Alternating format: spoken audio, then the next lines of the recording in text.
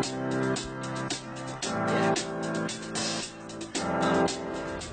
guys, good morning. This is Miko Imson of A Global and you're watching Daily A. Be updated, be mentored, be the best.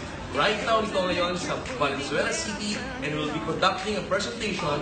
Kasama ko ang isa sa mga pinakamalupit na leaders natin ng A Global. One of the most inspiring story of A Global, ladies and gentlemen, A Global distributors, A Global leaders, and Daily A viewers. I would like to meet Mr. Johnny Formentera. Hey, sir. Hi, Sir Johnny. Yeah. Hi. So, Sir Johnny, may mga viewers tayo ngayon and they're so curious about you kasi kilalang ang pangalan mo kahit sa Visayas, Luzon, Visayas, at Mindanao. Sikat na sikat, Mr. Johnny Formentera, very inspiring story. So, the viewers would like to know, mga A Global leaders, paano ba talaga nagsimula sa A Global? What are the challenges? Ano yung turning point? At paano na kilala yung A Global from the start? Okay. Anyway, na-invite ako ng kaibigan ko, kababata ko, mga Dennis Wablar, and isang si Juano rin po ako. And taga Malabon po ako. Anyway, background ko po before, isa po ako pickup driver sa Malabon. So, isang napakahirap na buhay po, nilanas ko dito sa Maynila. And na-invite po ako ng kaibigan ko in global office.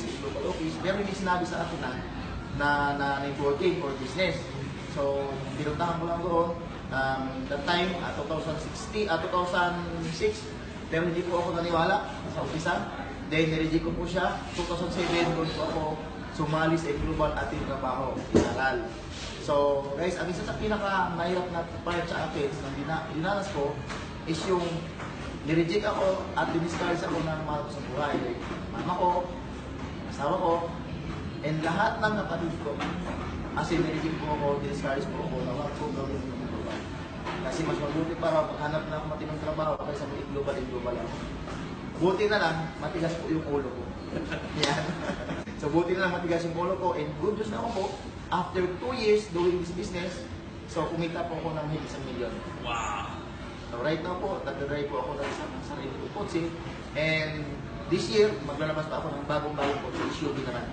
Yes! Yan. So, guys, anyway, sa lahat po na makapanood nito, don't give up. Tuloy mo pangarap mo kasi dito po walang discrimination. Ano man kung kalagayan mo sa buhay, ano man kung trabaho mo sa buhay ngayon, ano man kung pinag-aralan mo, hindi po tinatanong yan. Kasi ako po, isa po akong high school grad, pero yun masasawa nga lang kasi siyempre sa hirap ng buhay, malayo pa yung eskwelahan namin.